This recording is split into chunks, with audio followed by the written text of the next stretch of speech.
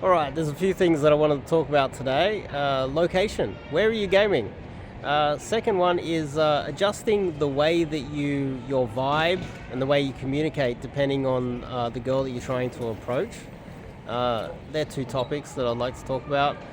Uh, we'll see what else springs to mind. As you can see, there's a nice little walkway down here. Goes all the way down. There's lots of shops and cafes. It's like a little corso there. You've got a few restaurants and a park here. It's a nice little area right near a train station. And in this area, a lot of the girls have a lot of time. I just spoke to a girl and she's like, I'm not doing anything today. It's Saturday. What are you doing tonight? Nothing at all. Totally free.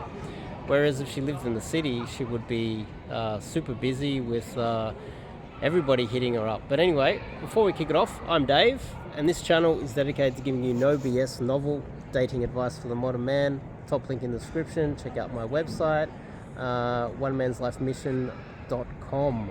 So, this location, it's nice little areas. Some nice buildings around here, nice apartments, right on top of like a nice shopping area. And it wraps around. Both these blocks have lots of sushi restaurants and nice little restaurants around here. There's a park as well. And over the other side is the train station. So there's lots of flow of people coming in and out. You also notice that in quieter areas like this, it is easier to hook. So the hook rate is always higher in smaller areas. Whereas if you were to do it in the city, a lot of the girls more likely would have their guard up. They'll be in a rush. They'll have things on. They'll have a lot of guys giving them lots of invites to parties and all these other things. We're not too far from the city. I think it's important to understand that there's a lot of guys out there that would only approach in the city when they live in an area like this, which is a gold mine. We've met some really cute girls here that have a lot of time on their hands. There was one girl in slippers that was super cute as well, and has nothing on, and it's Saturday lunchtime. So, whereas if it was in the city, she might be dressed better. Doesn't mean that she's more attractive. But there's a very good chance that she is going out clubbing tonight. On average, but not always.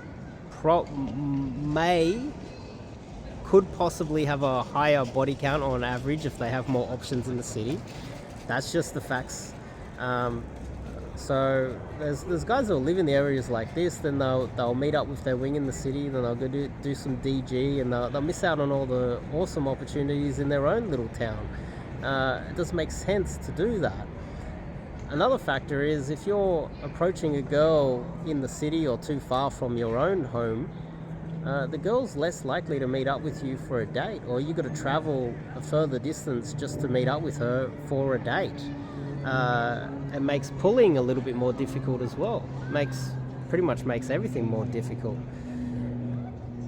Girls are more likely to date a guy that is nearby where they are, unless you're in a small country town and you're willing to pay for her taxi or go pick her up if she lives an hour away or something like that. But generally, she would rather date a guy that lives nearby where she lives. It's a lot more convenient for her, and so therefore, why don't you approach girls nearby? And it doesn't mean there's lower quality nearby. There's quite a lot of high quality girls here, and we're probably 20 minutes to half an hour outside of the CBD of Sydney. So you're missing out on all those opportunities because, well, it doesn't make sense to just approach in the city. It just doesn't make. I've hammered this topic down so many times. The other one is depending on the demographic of the girl, you should adjust your vibe and how you communicate. So, some girls from overseas, they will come from a different culture than yours. Depending on what country they come from, you will have to adjust your vibe, the way you communicate, etc., etc. And if you have a cookie cutter approach where you approach with the same vibe all the time, then you might be missing out. You might only be getting the girls that react to the vibe that you're bringing and the type of communication that you're bringing as well. That means that over time you might notice, and a lot of guys do notice this, that they will approach all types of girls and that they will only attract a certain demographic of girl. Recently we were just talking about how some guys, they only attract South Americans or Latinas or Brazilian girls, and that's because he doesn't adjust his vibe to the other demographics. So if he's only getting girls that are from a certain demographic, he's not really adjusting to who they are, and he might not be present while you're approaching them as well. That's another factor as well. I think that's important to take on board. And another kind of high level thought that, or something that I've noticed recently, is that there are a lot more logical guys that want to get into day game, and that makes perfect sense. And then there's a lot of, like, say, generally younger guys that are cooler, they've got a good vibe, they're more fun to be around, that would prefer night game.